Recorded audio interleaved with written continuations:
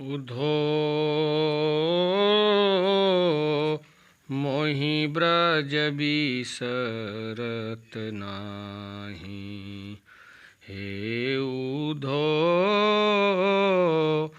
मोहि ब्रज बिसरत नाही। वृंदावन गोकुल उपवन वृंदावन गोकुल बन उपवन सघन कुंज की छाही। उधो मोहि ब्रज बिसरत नाही। उधो नाही। प्रात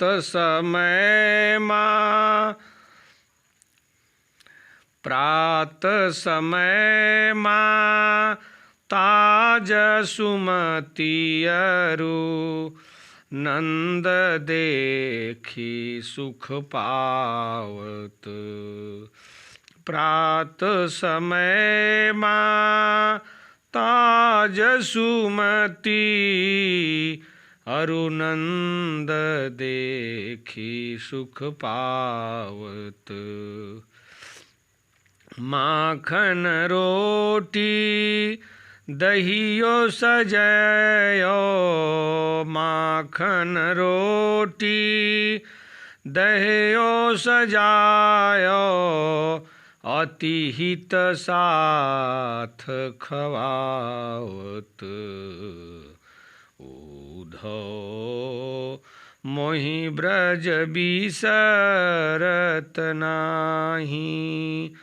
हे उधो मोहि ब्रज बिसरत नाही। गोपी ग्वाल बाल संग खेलत गोपी ग्वाल बाल संग खेलत सब दिन हंसत रिसा सिरात। उधो मोहि ब्रज बिसरत नाही। उधो जी मोहि ब्रज बिसरत नाही। सूरदास धनी धनी ब्रजवासी जिन सोहित जदुतात। उधो मोहि ब्रज बिसरत नाही। उधो मोहि ब्रज बिसरत नाही। श्री कृष्ण भगवान के चचेरे भाई या ममेरे भाई कोई कोई कहता है उद्धव जी थे। ये श्री कृष्ण के मंत्री कहे जाते थे और मित्र भी माने जाते थे। एक बार जब श्री कृष्ण वृंदावन और गोकुल को छोड़ करके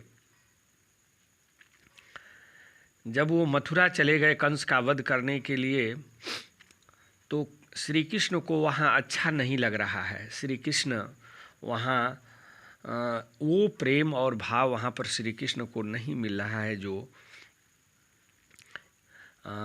उनको गोकुल और वृंदावन में मिलता था, ब्रज में जो मिलता था। एक दिन श्री कृष्ण भगवान अपने राजभवन के छत पर बैठ कर के रो रहे थे। इस दृश्य को उद्धव जी ने देखा तो उद्धव जी अपने मन में विचार करते हैं कि इतनी सुख सुविधा होते हुए भी श्री कृष्ण आज रो रहे हैं। तो वे कुछ समय के बाद उनके पास जाते हैं, उद्धव जी श्री कृष्ण के पास, और उनसे पूछते हैं कि हे कृष्ण, आप रो क्यों रहे हैं? प्रेम संसार में प्रेम ही भगवान का स्वरूप है, वो भगवान को कहीं से न कहीं से खींच लेता है।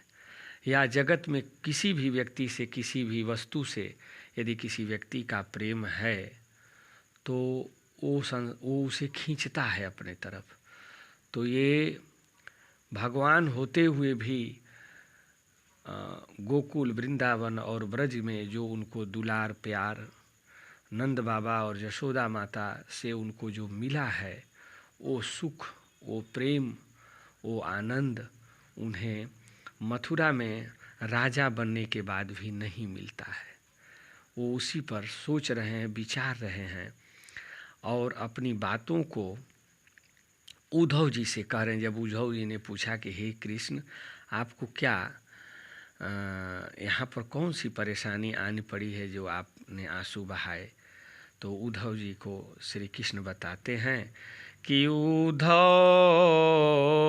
मोहि ब्रज बिसरत नाही, उद्धव मोहि ब्रज बिसरत नाही। बिसरत शब्द का अर्थ है भुलाना। बिसरने शब्द का प्रयोग वहीं पर होता है जहाँ पर हम किसी वस्तु को भुलाना चाहते हैं और वो वस्तु भूलती नहीं है, हमेशा याद में बनी रहती है, तो वहाँ पर हम उसको भुलाने के संदर्भ में बिसरना शब्द का प्रयोग करते हैं। ये ब्रज भाषा का शब्द है। बिसरत का अर्थ है कि भूलता नहीं है। मैं बार बार चाहता हूँ कि मुझे ब्रज भूल जाए, वहाँ के सभी लोग हमारी याद से उतर जाएं, लेकिन वो चाह करके भी मैं नहीं भूल पाता। हे उद्धव, हमको ब्रज भूलता नहीं है। वृंदावन गोकुल बन उपवन, सघन कुंज की छाही, सघन कुंज की छाही। वृंदावन, गोकुल के जो वन हैं और उपवन हैं, जो वहाँ के वन माने कृष्ण वनों में गाय चराते थे, और उपवन छोटे छोटे बगीचे, सघन कुंज की छाई, कुंज झाड़ियों की घनी घनी झाड़ियों और वृक्षों की जो छाया थी वो हमें बिसरती नहीं है, भूलती नहीं है। प्रात समय माता जसुमती अरु, नंद देखी सुख पावत। प्रातः काल माता जशोदा और बाबा नंद को देख करके मुझे भी सुख मिलता था, और उन लोगों को हमें देख करके उनको भी सुख मिलता था। माता जशोदा की बात क्या कहें, जब कन्हैया गोकुल और वृंदावन से, व्रज से वो जब मथुरा को जाते हैं तो माता जशोदा जाने नहीं देना, खाली पैरों उनके रथ के पीछे दौड़ती हैं। प्रेम का ये भाव है, वो भूल जाती हैं कि हमारे पैरों में चप्पल है कि नहीं। अंत में वो पूछती हैं कि श्री कृष्ण, कन्हैया आप कब आओगे? तो श्री कृष्ण कहते हैं कि मैं परसों आऊँगा, लेकिन वो परसों को बिताई दिए वर्षों। परसों आने के लिए कहे, लेकिन वर्षों तक वो नहीं आए। और माता जशोदा, जब श्री कृष्ण से पूछा गया कि आपने परसों क्यों कहा, तो वो यही कहे कि माता जशोदा का मुझसे इतना गहरा प्रेम है कि यदि मैं कह देता कि लंबे वर्षों में आऊँगा तो उनके हो सकते थे कि प्राण निकल जाएं। इसलिए श्री कृष्ण ने उन्हें परसों आने के लिए कहा।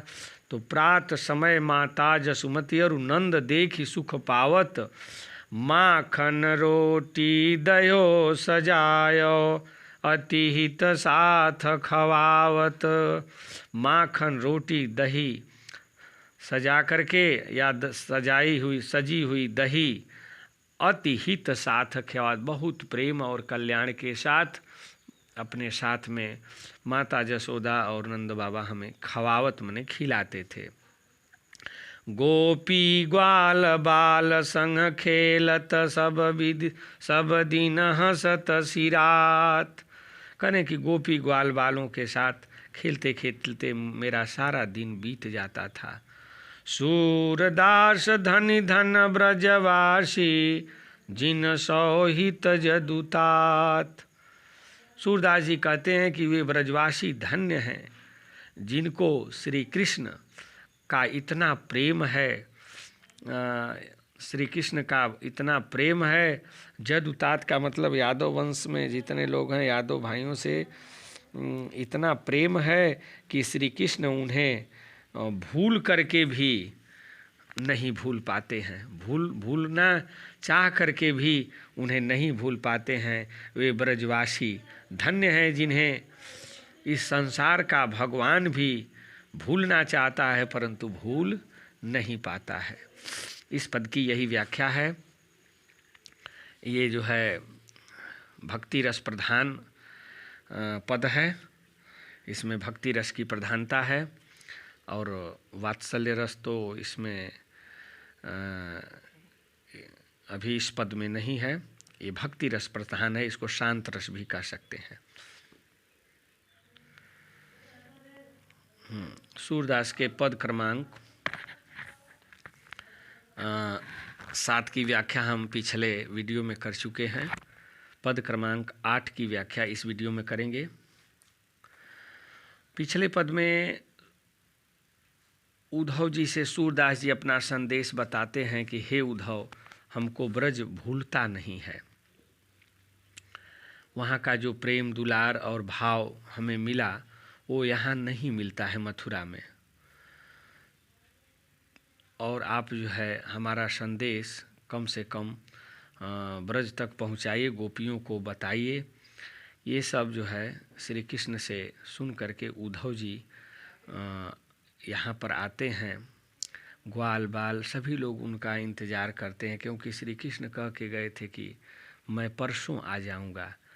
तो परसों से ही वे लोग, जब से वे गए, वे परसों से ही इंतज़ार करने लगे कि श्री कृष्ण आएंगे, श्री कृष्ण आएंगे। उनके बाल सखा आधे रास्ते से जा कर के इंतज़ार करते थे। जब उद्धव जी रथ पर सवार होकर के, वही रत्ता जी से कृष्ण गए थे गोकुल से मथुरा, उसी रथ से उद्धव जी आ रहे हैं, तो इनके मन में बहुत चेष्टाएं हुई कि हाँ, लग रहा है श्री कृष्ण आ रहे हैं। देखे जब रथ को दूर से, लेकिन श्री कृष्ण नहीं थे, उद्धव जी थे।